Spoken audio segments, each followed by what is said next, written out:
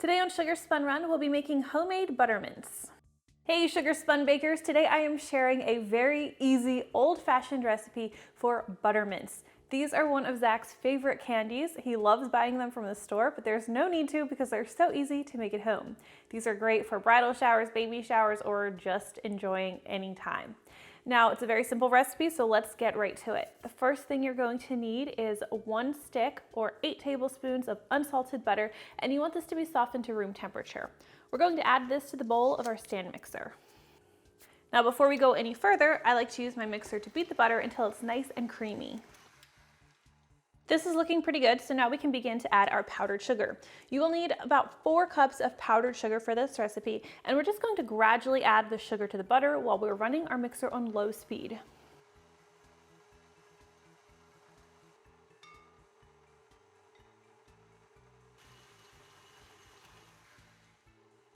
Once you've added about half of your powdered sugar, we're going to pause and we're going to scrape down the sides of the bowl, and then we're going to add a few other key ingredients. We are going to add just a pinch of salt. This is about 1/8 teaspoon, a little less than 1/8 teaspoon. We are also going to be adding 1½ tablespoons of heavy cream, just 1/8 teaspoon of vanilla extract. I like to add a little bit of vanilla just because it adds a nice depth of flavor. And just 1/4 teaspoon of peppermint extract. I do recommend using peppermint extract and not mint extract. Now, you can always adjust the flavor according to your taste, but I would wait until you've added all of your sugar before adding any more peppermint. I feel like a little bit goes a long way in this recipe. Now we'll stir everything together to get all of those ingredients nicely combined. And we'll continue to add our sugar with the mixer on low speed. Now, the reason I like to add all of these ingredients in the middle of making these butter mints rather than at the very beginning is because it just makes it much easier for them to nicely combine.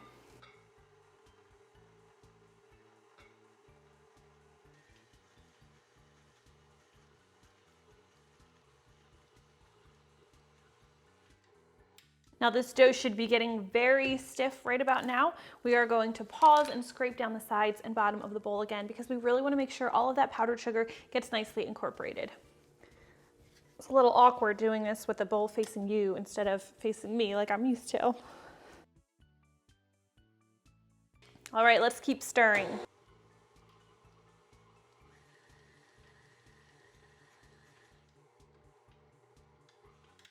I think at this point you're getting the idea why I want to use my stand mixer and not an electric hand mixer. This would be quite a workout even with a hand mixer. Once you have your dough nicely combined, we can start making our cream cheese mints. Now, if you want to color this dough, it is certainly possible, but I found that it's kind of hard to do actually using the mixer. It's just because the dough is so stiff, it's hard to get that color nicely incorporated. If you want to color it, what I usually do is I'll divide it into as many bowls as I want colors, and then I will wear gloves, and kind of like I'm trying to color fondant, I will just work that food coloring into the dough until it's a nice uniform color. Now, that's completely optional, and a lot of butter mints aren't colored, so we are just going to be using the natural look today. What you'll want to do is you'll just want to break off a small piece of the dough, and we'll roll it between our palms until we have a nice smooth log.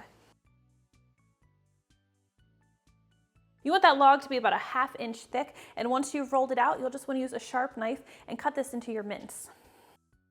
Now, I usually cut on an angle, and I'll usually discard the ends, toss them back into the bowl, and mix them up to make nicer looking mints. Just a little bit more uniform if you cut off the ends.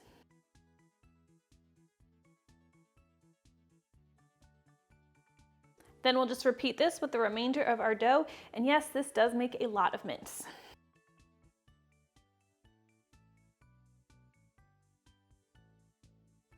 Now, once you've used up all of your dough and made your cream cheese mints, all that's left to do is let these sit at room temperature until they're nice and hard and dried out. This will take a couple hours. I really recommend leaving them out overnight. That's the best way to make sure they're hardened all the way through.